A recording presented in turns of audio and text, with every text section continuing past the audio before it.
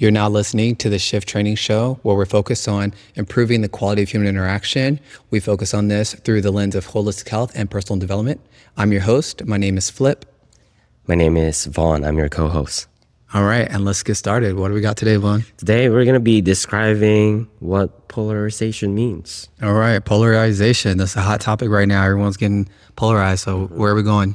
Yeah, with this, it doesn't mean you need to be mean, you need to be yelling. If you have a certain beliefs and standards in your own identity, then you will be polarizing.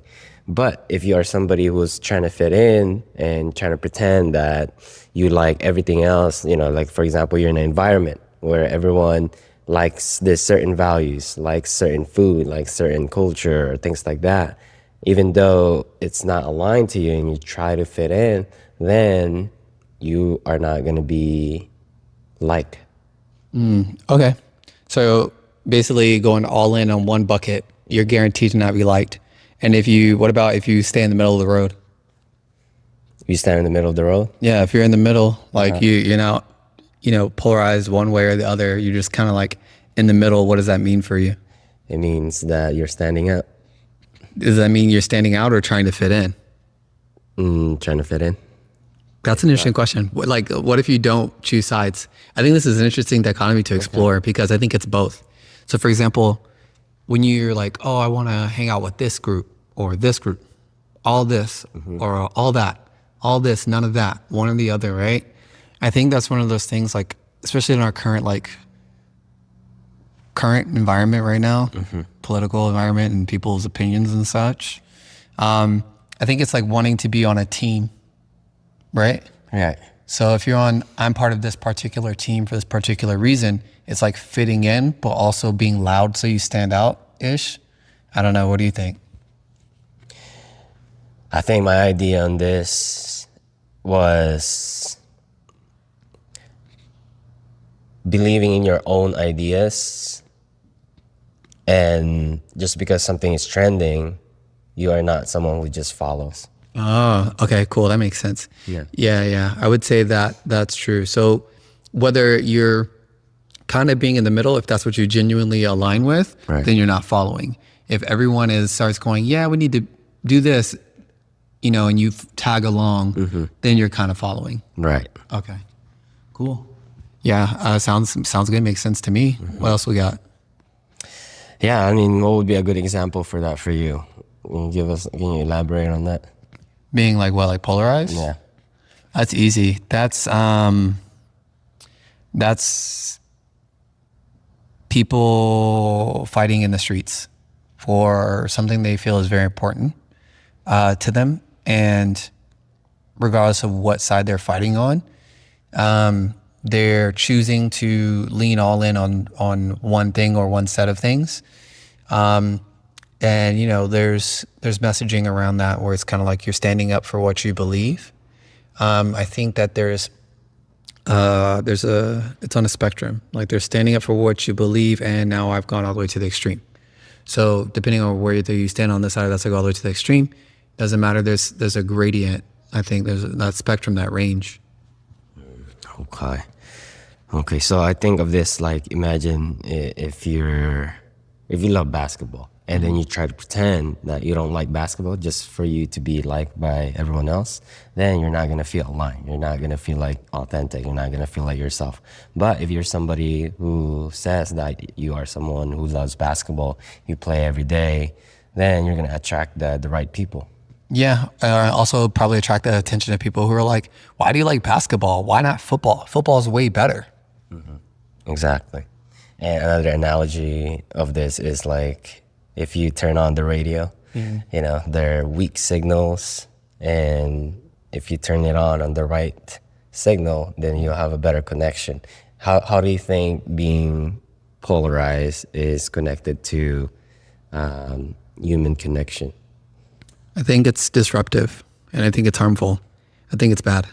If you ask me the short version, that's the short version. I think that it's missing the mark. For you mentioned that it will align you with the right people. But at this point now, I don't know if I really believe that as a thing. Like, for example, right contextualized by what? Like, how do you know who the right people are for you? What's the signal or indicator that that's the right group of people or where you should be? How do you know? I think from what we talked about before, which is knowing your values, your standard, who you are. Right, but someone who's polarized is leaning all in on that. So if they're all in on that, that means they're in an echo chamber. So does that mean that being in the echo chamber is going to serve the values or the beliefs, especially if they want to believe in something that is not aligning with a value? And they believe so strongly that they're sacrificing certain values without even realizing it because they think they're one and the same? I don't know, because that means all you're going to do is be enhancing your ability to abandon what you really value because you believe something. So I don't know that I believe that unless a person has discernment. If you can't discern, or you're not developing discernment where you can tell the difference between your values and beliefs and what is or is not actually serving you, just because it sounds good, just because it feels good, just because everyone's like, yeah, yeah, yeah. And you want to be around a bunch of people where you're all like, yeah, yeah, yeah. And you want to make sure you're not the only one alone. I would really look at where does the root of that come from? So if the root is not a good place, then I would not clap hands, condone, say that's a good idea. I would say it's bad. That's why I would say most things have to do with polarization. I just think about it as people are willing to contend with other people instead of have a conversation. Yeah. And being willing to contend with people instead of have a conversation, that's a choice. You'd rather combat than to collab, and I think collab is better than combat. I think there's a place and time for combat, but it shouldn't be your first choice, especially if you haven't given thought to other solutions first. It just shouldn't be the first thing that comes to mind. All right. Okay. Yeah. At that point, what do you think is the difference between being real and belonging? I think that being real or authentic or true, all these different things, there's so much nuance in this. You said real and fitting in. I think that when you are, let's say, real or true to yourself, real to whatever your experience is, however that works out, you will fit in somewhere. You'll fit in with other people whose story fits or is similar to your story, because you guys can relate. If you can relate, you can resonate. It's hard to resonate with people you can't relate to, right? So for me, there are certain behaviors or mindsets that I just cannot relate to. And for me, they automatically represent a boundary violation, which equates to disgust for me. So it's hard for me to resonate with people when I see those things. Even if I don't think there's anything wrong with the person, the value, they've made it such a big part of their identity. It's hard for me not to squint my eyes when I look at them, to try to not look at them so sideways. And it's just tough like that. But people who are, if that's their genuine experience and that's all they ever know, but they're also open to other things, that's where I respect them the most, because they are aware of what's true to them, but also open to understanding what else is true beyond their experience. And I would say that's the most real and most authentic you could actually be, is this is what I know and this is what it is, and I embrace it, and I know it's not the whole story. That to me is, you are safe in your story. You're safe with yourself. So your ability to be real transcends the person who says, no, I'm only this and this is all I ever known and this is how I grew up and this is just me. I think that's still protectionist. I think you're still holding on to something. So I don't think you can be as authentic as possible. I think you'll still be lacking if that's how you approach things. Okay, so if you're trying to be authentic, it means that you're being open to, not just what you have known. You're also open to what others have to say. I think, background. Yeah, I think for peak authenticity, yes, because it's like this. When people think about this, I think about it, it's kind of like if you're defending it, most people are defending something that looks like their identity, right? But how do you know your identity is solid if it's not tested? Right. How do you know your skills are solid if they're not tested? How do you know that? You don't know. So the best thing for you to do to really be like, nah, I'm about as legit as it gets, is saying, it's been tested. I've gone this, I've done that, I've explored this, and you know what? These are the things that seem to be true. Some of this I used to believe, but it's not so true, but this stuff is definitely true. Like, how would you know? To me, that person has a greater capacity for being their most authentic, real self, because they're willing to, they're able to be grounded, but also willing to explore. It would be like saying, my identity is my safe place, I can never leave home. In my mind, I go, then you can't possibly know what's going on in the world. if you've never even been outside of your city or town, you've never been to another state, province, country, you don't know anything about the world. And I think that in order for you to really even start to understand what's going on, even if it's scary at first, I think that you'll start to be a little bit more stable and capable of being more authentic when you start to that exploration. But I think without it, you're capped. You're capped at whatever identity you've been brought up in or subscribed to. You're just capped right there. You're limited. Hey everybody, cutting it really quick just to give a shout out to First Form. We're promotional partners with them and we love their stuff. Obviously, as you can see, we've got some First Form clear protein right here. Sensational. We've got vanilla, goes good with everything. And then Ignition goes great with both of these. That helps with muscle recovery. Magnesium for the sleepy weepy. If you struggle with sleep, magnesium, core 21 or 19, it's gonna get you right. And then for digestion, can't go wrong with the greens. They also have the reds. Shaker to mix it all up. Water is a must. And gear bag if you're a gangster. So if you're interested in purchasing anything from First Form, please check out our link in the description. And now let's get back to the show. And I like the definition of Gandhi's definition of authenticity, which is what you think, what you say, and what you do is in alignment, you experience authenticity. So basically, if you have no consequence on the thing that you're gonna do, then I think that's the most authentic you could be. But what about the impulse? Oh yeah. I think that alignment is a great way to check for authenticity. Alignment is essential for being able to be authentic and be true and show up as your best self. I think when you bring in the factor of impulse is one of those things where it's like, where's the impulse coming from and why and what does it serve? It's really hard for me to think of things slightly different than the way that I do, just because I know that I myself have a utility framework, like a utilitarian almost. Like I go, why? What are we doing? What's the purpose? How does this help? That is a core function of like how I frame things. So I know because I frame things that way, it makes me miss things. But or maybe equate value relevant to that. So I might not value certain things that if it has no utility, I might value it less. The utility might be like, it just brings people joy. That's still utility to me, it still serves a purpose. But if an impulse has no purpose or I can't discern the purpose, me personally, I'm not likely to honor it because I go, the impulse might not be aligned with what's true for me. So it will make me act out of character. It will make me not be authentic if I let the impulse decide for me. And for some people, it aligns with their character and their behavior I just go with whatever I feel. They're impulsive. So for them, the question becomes, does being impulsive help you feel like you are the truest, most authentic version of yourself? And does it bring you closer to what you claim you want and value and believe in your life?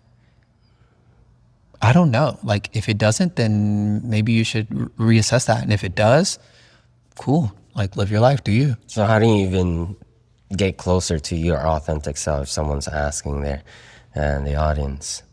How would I get close to my authentic self? I think exploration and testing yourself. I would say there's a bunch of different practices which we know of that we would go through, but it's like being able to identify what you know about yourself, what you know to be true. You good? And not just about yourself, like also being able to, not just from your own perspective, but if you ask some people that are close to you, like something that I've done a couple different seasons in my life is I've asked maybe 5 or 10 people that have known me for a long period of time. And I've asked them what are some of the things that they know. What are some of the things they know to be true about me over the years that they've known me? What have they seen persist? What have they seen change? Because getting other people's perspective as well as my own helps me to really better understand what's happening. I think even that process in itself is a way to better align and get closer to authenticity, because then you're, 1, being open to new information, 2, being willing to assess or adjust your lens based on that extra input. Yeah, I think that what you mentioned. Need water? You got water with you? Mom, I need a water. All right, let's go.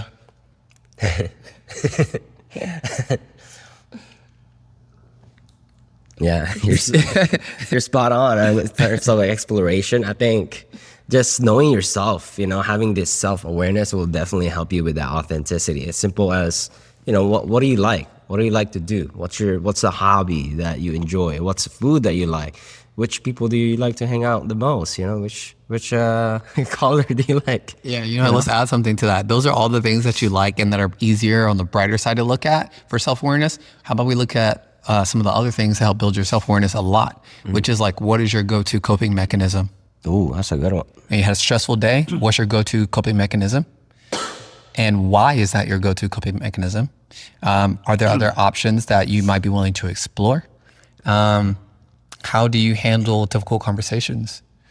When something is really feeling like it's going to press you, how do you manage that? I think those questions are important too, because you need to know what you enjoy, but you also need to know how you respond to things that are uncomfortable. I found that, yes, of course, it's easier to explore things that are fun, interesting, lighthearted. It doesn't cost you much, but I have heard a lot of, you don't really know what you're made of until you're tested, right? So if you're not exploring how you would handle difficulty or hardship or disappointment, whatever it is, I don't think you're really going to be able to understand how you as a creature, as an animal, as a being, how you function. So 100%. I think it's the exact same thing when you talk about discipline. Someone says they're disciplined and they've never been tested, they're not really disciplined. Yeah, you don't know. Yeah, I mean, it sounds good, but you don't know. You don't know. Yeah, I think that's interesting. And when you mention that, it makes me think of things like consistency, right? So we started on to talk about polarization, and we're going somewhere. So I'm Lennon Von Cook. He's taking us on a journey. But for this, like, you have to look at what you actually do, not what you think you do or what you feel you do, but like, someone's got to track you. Like we talked about accountability and credibility in the last episode, but it's like, it's one thing for you to be like, yeah, I feel really strongly about this, versus being like, you looked at something, you're like, no, I've actually done this for the last 179 days exactly. It's in my calendar, I've done it, and this is my verification that I've done it. That hits differently. You have a whole different level of trust and confidence and belief that that thing is true, versus, yeah, I just kind of feel like it, something I've been doing. Like, you might forget that. Memory is flexible, memory changes. You will forget that, someone else might forget that. Documenting stuff, looking at what you did, journaling. That's why journaling is such a big benefit. You get to really see into your own mind. If you're documenting the things that you do, you get to see your patterns and behaviors over time. So I think that's another thing people should also consider. If you want to build that level of authenticity, you want to build your self-awareness, you want to be able to do all that, you got to start tracking what you actually do. 100% spot on that. So just going back to the polarization, what makes it toxic then?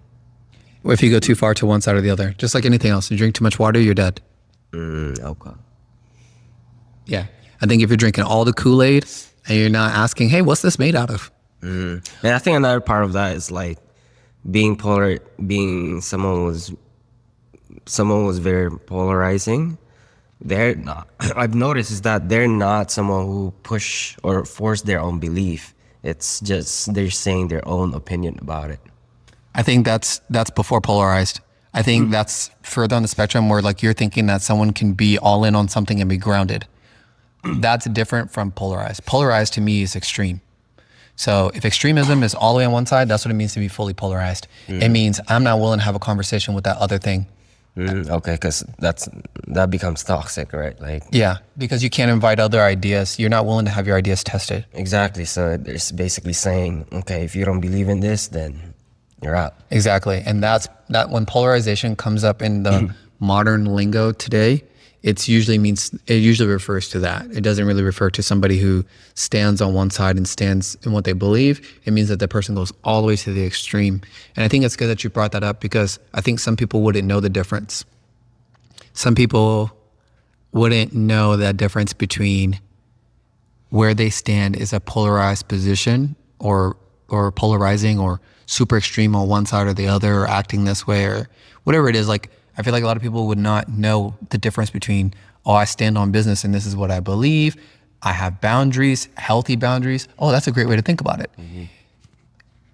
When you think about polarization, do you imagine that the person has rigid boundaries, porous boundaries, like loose boundaries, or healthy, semi-flexible boundaries, like reasonable boundaries? I would say the middle, the healthy one.